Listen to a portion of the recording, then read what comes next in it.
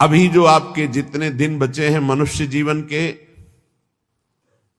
ये प्राय प्रश्न बना रहता है, मुझसे पाप हो गए, क्या क्षमा कर देंगे भगवान? तो ध्यान से सुनिए, मनुष्य जीवन में अभी जो आपके दिन बचे हैं, यदि उन दिनों का ज्ञान पूर्वक सदुपयोग करें, अर्थात नाम जप करते हुए पूर्व में जो पाप किए पुनः ना होने पावे, तो मैं तुम्हें वचन देता हूं कि तुम्हारे सारे पाप मेरे प्रभु क्षमा कर देंगे, तुम्हें कोई भी पाप का दंड नहीं भोगना पड़ेगा। जितनी श्वासें अब बची हैं, जितना जीवन बचा है, अब ज्ञान पूर्वक व्यतीत कीजिए, कोई पाप कर्म जो पीछे हुए पुनः मत कीजिए और नाम जप कीजिए, सारे पाप आपके प्रभु क्षमा कर देंगे। गीता जी, सर्वधर्मान परित्यज्य मामेकम शरणम ब्रज अहम त्वाम सर्व पापेभ्यो मोक्षयिष्यामि मा शुचा, श्री भगवान के वचन है। जो आंतरिक काम क्रोधादि रोग हैं, इनको नष्ट करने के लिए 5 औषधियां हैं।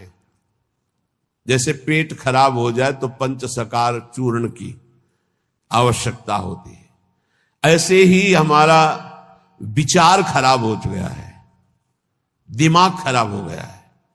सत्य वस्तु को भूलकर असत्य में रमण करना पागलों का कार्य है। वो सत्य मार्ग के पथिकों को पागल समझते हैं और सत्य मार्ग के पथिक उनको समझ रहे हैं कि इतना कीमती जीवन तुम व्यर्थ में नष्ट कर रहे हो, और वो समझ रहे हैं मानव जीवन को एक कैसे बर्बाद कर रहे हैं, ना कोई भोग रहे हैं, ना कोई धन संचय कर रहे हैं, इनका जीवन ही बर्बाद हो रहा है। वो नहीं समझ पाते। ये 5 हैं जो तुम्हारे आंतरिक भवरोग को नष्ट कर देंगे, पाप जो हो रहा है उस पाप की प्रवृत्ति का नाश कर देंगे। 5, पहला सत्संग। सत्संग, अगर भगवान की कृपा हुई है तभी सत्संग प्राप्त होता है। प्रथम भगति संतन कर संगा, दूसरी रति मम कथा प्रसंगा। सबसे पहली कृपा भगवान की होती है कि सत्संग प्राप्त होता है। अहो भाग्य रोज सत्संग प्राप्त हो, अहो भाग्य। जिस दिन होता कि आज पूज्य श्री मथुरादास जी कथा करने नहीं आएंगे, उनका स्वास्थ्य खराब है, या आज उनकी निर्जला एकादशी है, उस दिन ऐसा लगता है जैसे वज्रपात हो गया हो कि आज महापुरुषों के चरित्र सुनने को नहीं मिलेंगे। जो महापुरुषों से सत्संग प्राप्त, वो फिर और जैसे रबड़ी पाने के बाद गुड़ का सीरा चाटने की इच्छा नहीं होगी। यद्यपि वो भी मीठा होता है, वो भी पवित्र गन्ने के रस से बनता है, पर नहीं, जो रसमलाई पा चुके हैं ना, उनको फिर गुड़ का स्वाद नहीं आएगा। ऐसे ही जो सच्चिदानंद में डूबे हुए महापुरुषों के वचनों को श्रवणेन्द्रिय से पान कर लिए ना, फिर वो केवल शाब्दिक प्रवचन में उसका श्रवणेन्द्रिय स्वाद नहीं ले पाएगी।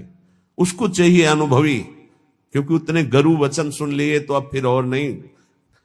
अगर भगवत प्राप्त महापुरुष का सत्संग सुन लिया तो इन कानों की इतनी गरु स्थिति हो जाएगी कि वो हल्का शब्द सुन ही नहीं सकते, वो खुद अपने आप उनको लगे बंद करो यार।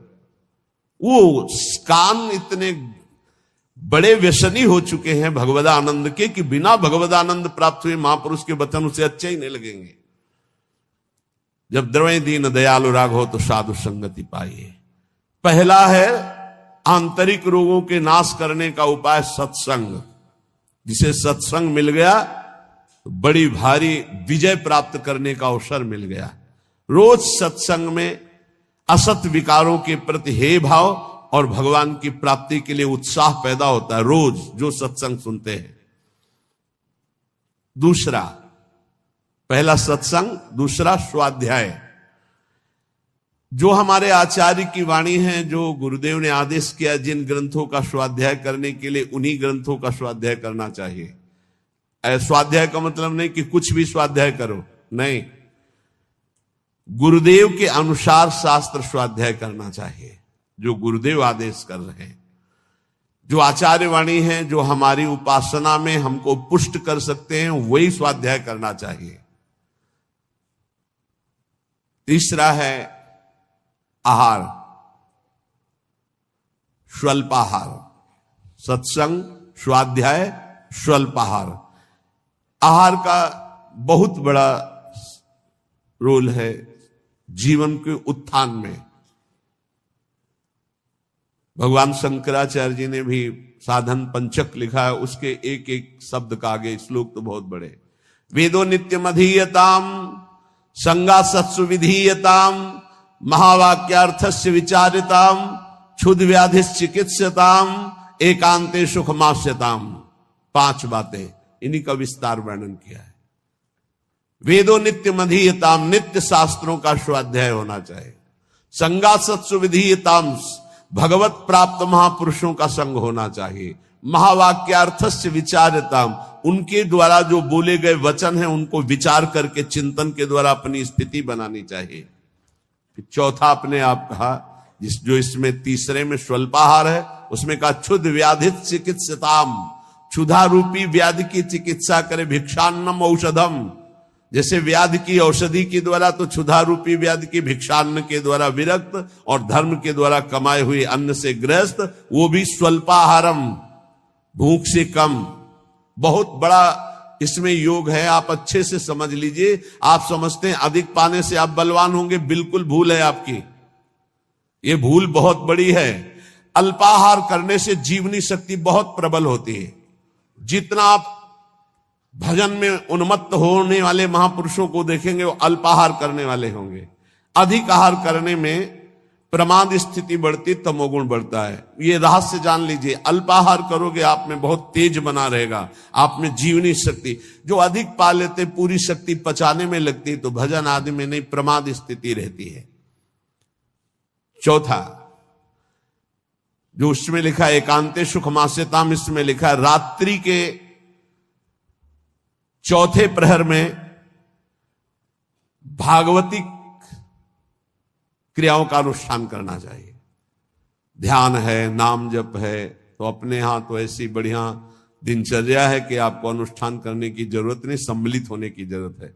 सुबह 2 बजे से दर्शन करते हुए सबके, फिर यहां सत्संग, नाम कीर्तन हो रहा है, फिर सत्संग हो रहा है, कितना मंगलमय है। अभी 5:10 है। सौभाग्य है कि आप कब से बैठे हैं और यहां किसी की नींद भी नहीं खुली होगी अभी। जो प्रातःकालीन बेला पर जग करके भागवती का अनुष्ठान करता है, वो आंतरिक विकार